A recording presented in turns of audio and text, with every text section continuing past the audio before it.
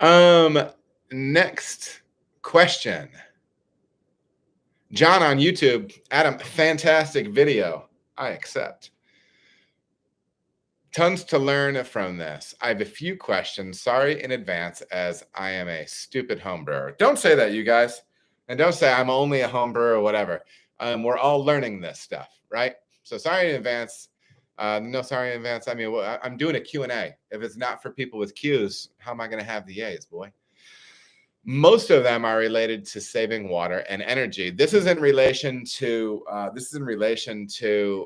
cleaning the heat-X video, where I utilize my hot liquor tank to forward flush and back flush my my heat exchanger. And John brings up some good points, and here they are. How come you don't do your initial and final rinses with ordinary cold water instead of HLT water? 2, why rinse the heat-X both forwards and backwards prior to hitting it with caustic? Since once the caustic is in there, you're running the flow both ways anyways, and the majority of the soil should have been out on the first pass. 3, how do you reverse the flow of your system? That's just hooking up some things differently in reverse, obviously. We won't dive into that portion as much. That's just running in the opposite direction. So you'd have to either replumb something in order to make that work. Yeah. So we got a great answer from Randolph. Shout out to Randolph. And I'm basically going to read his answer, and then we'll talk about it a little bit. So the comments doing comments well here. Answer from Randolph. I'm a brewer on a similar size system who follows a similar procedure. So I'll give you my version of the answer.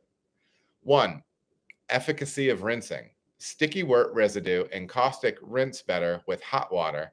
And when you've got an HLT just feet away, it's easy just to use that water for rinsing.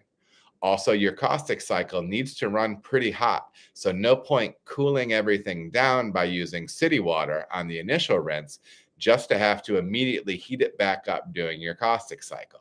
That being said, the real reason is just hot water does a better job. Baller answer, Randolph. And let's add on top of it, the most flow and most force that I can produce is through my pumps in the brew house. So I can get more power with my pump flushing than I can with my pressure from city water. Okay, so that's another one on top of that. Point 2, rinsing the heat-X front and back helps to dislodge any chunky stuff that is trapped in the plate channels. Plate-style heat-X's have a ton of relatively small channels that trube and crust can clog up pretty easily. So introducing some aggressive backward flow during CIP is important to break down those clogs. At my brewery, we prioritize backflowing the CIP for that purpose, as sometimes you just don't have the time to be going forward and backward. Now, I will say this. So the reason I do rinse forward and backward is that thing where, yeah,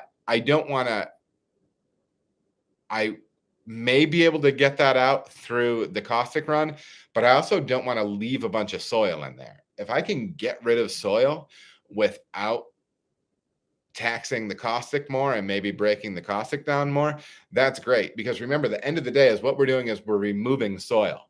So if I can reduce the soil load, I can potentially get my caustic to go further as well, right? It might be able to be more effective if I'm not taxing it on that front. And then he has a final point that shows how he reverses his flow and everything like that. I think that's fantastic, Randolph. That's a killer answer, and those are all the reasons why I do that.